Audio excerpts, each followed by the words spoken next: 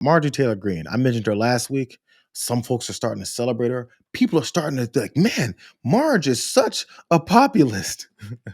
This is one of the reasons why people think that Marge is such a populist. When we are not doing anything to address the cost of living, we aren't doing anything about Blackstone buying up houses where most young people can't find a house and they're having to compete in bidding wars. Right. And we're not doing anything about health insurance premiums. Then for the love of God, what are we doing? Right. For the love of God, Marjorie Taylor Greene wants to know, why is it that we're not helping out with these housing costs? Healthcare costs are skyrocketing. Groceries are going up out of the roof. What are we going to do about it? It's not like I was all a part of promoting this guy who destroyed all these things and making sure that it's going to get even worse. It's not like me, Marjorie Taylor Greene, wasn't all on board for these things. It's also not like Marjorie Taylor Greene just yesterday, was it? Just yesterday, after she posted that video of her on the Tim Dillon show, I believe that's what that was, talking about how she's so populist. Man, Marjorie Taylor Greene's making a lot of sense. This is what she posted. I mean, she was talking about healthcare there on the show, remember? She posted Democrats in all capitals because, she still kisses Donald Trump's ass. Created the healthcare crisis in America in 2010 by passing the Affordable Care Act, aka Obamacare.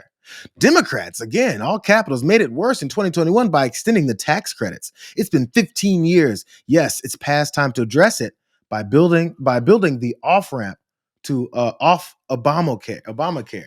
She's talking about the rising costs of healthcare. She's talking about how it's going to get even worse if we continue on with that bill that they signed. I don't remember her being against it.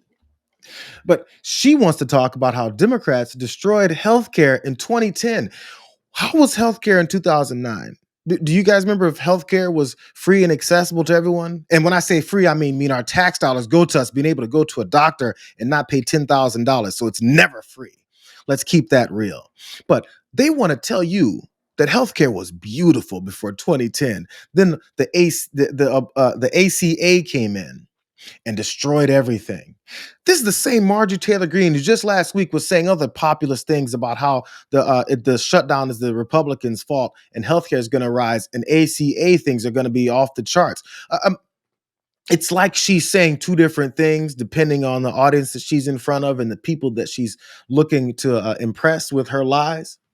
Because, by the way, the ACA had its issues partially. There was other issues. I mean, many people that are actual liberals and progressives were upset that Obama wasn't pushing for actual health care for everyone. Barack Obama was already giving some concessions as far as what he was doing. And the only way that they even got this passed is because there was many holes in Obamacare. And we knew it at the time. One of those holes was how there's like 10 to 14 Republican states who openly rejected the exchanges that would have given them, that would have expanded Medicaid to those folks in those poor ass Republican states, would have given them access to it where they wouldn't have had to pay as much for their health care with the ACA. But now she wants you to forget all that and say that it was the ACA that destroyed things. That was their play from the beginning. Poke holes in it, make it as weak as possible, exploit those holes, and don't accept the good parts of this plan so that your people can suffer. Let's keep it real, so that their constituents can suffer. And after suffering, be upset at Obama. Here she is, still on that same show, and she went more extensively about how hardcore she is as far as the Epstein things, which she's been right about. Why are the Epstein files such, I mean, we could all imagine why they're such the third rail of American politics. Is it because a foreign government or an ally of America was blackmailing our politicians? We don't want that out. Is that a crazy thing to suggest? Is that a wild thing to say? Or is that, in your estimation, a very likely and possible reason that these things are not coming out? Well, I can actually, Ty, will you look and get my purse and hand me my purse? I'm going to read you a little list that Thomas Massey read. Okay. And I can only read it because he's already read it on the House floor.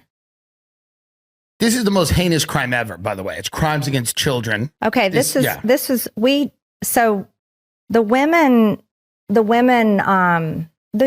women, by the way. Yeah. These poor women. Right. Just to be clear, we don't have those names, but we have a description of them. Okay. So let's go over this descriptive list. Yes. All right. And then people can really understand why these women and why I myself said, I'm not suicidal. Right. But I am afraid of this has been so suppressed. It has been so covered up and it makes no sense. But let's just go through a few things. A Hollywood producer worth a few $100 million, a royal prince, a high profile individual in the music industry, a very prominent banker, a high profile government official, one high profile former politician, one owner of a car company in Italy, one rock star, one magician, half a dozen billionaires, including one from Canada. When you think about a list like that, those are very powerful people with a lot of influence. And that's just the list of these people. It doesn't include the foreign country governments that Jeffrey Epstein was involved in. Right. The circles that he walked in, the business that he was able to do. And this guy didn't seem that impressive to be able to end up in that kind of position. Marjorie Taylor Greene is reading lists, bro. She's reading the descriptions of many of the people that were involved in this child sex ring of Jeffrey Epstein, the guy that Donald Trump says he wants us to stop talking about. This right-hand woman of Ghislaine Maxwell, who Donald Trump continues to say he wants to pardon because he has the right to do it.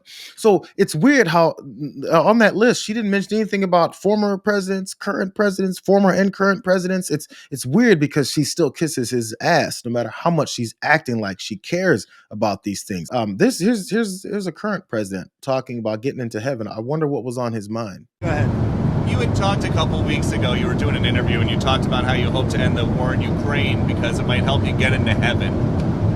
How does this help? Does this help? I mean, I'm being a little cute. I don't think there's anything going to get me in heaven. Okay, I really don't. I think I'm not maybe heaven bound. I may be in heaven right now as we fly in Air Force One. I'm not sure I'm going to be able to make heaven. I'm just wondering when these Christians who act like they know the pathway to heaven has nothing to do with what he's talking about. Maybe he's reliving and rethinking all those disgusting things that he's done in his life. I mean, all those things that many of us already know so much about. But Marjorie Taylor Greene doesn't want to cross that guy. Marjorie Taylor Greene is really willing to act like she has all of these receipts and is willing to go to the wall and be so be so populist in talking about how she's going to help so many Americans, except when it gets to that partisan, addiction that she's still got. This is just from the 9th, a few days ago. He said, I just reviewed footage from January 6th. There was Antifa in the crowd, just like I and many others always said. Eyewitnesses in the crowd were literally calling them out. The FBI has all the cell phone data and more. And Director Cash should match it with known Antifa members through arrest records from the BLM, quote, Summer of Love, Portland, and other riots. If they could track down MAGA grandmas, they can track down Antifa members who incited the violence. This also comes as Donald Trump and his administration are talking about making Antifa, whoever that is, as a group of who they can say whoever that is, a terrorist organization they can start murdering in the streets and claim that they were a part of this insurrection on the nation. That's how these things work. But Marjorie Taylor Greene, the big populist, is promoting that bullshit. When are we going to finally realize that she'll say one thing and then do the other? Here's the last aspect of her, hatefulness and xenophobia that she continues to post about while she says, quote unquote, populist things. She says, Bad Bunny says America has 4 months to learn Spanish before his perverse, unwanted performance at the Super Bowl halftime. It would be a good time to pass my bill to make English the official language of America. And the NFL needs to stop having demonic sexual performances during its halftime shows. Keep believing Marjorie Taylor Greene is being honest with this populist bullshit approach that she's doing. She'll say some things that are based in reality, which actually makes it worse. It means that she knows what reality is, and she's giving you sprinkles of it so that you can accept her and reelect her so she can go back to kissing Donald Trump's ass. Please stop it.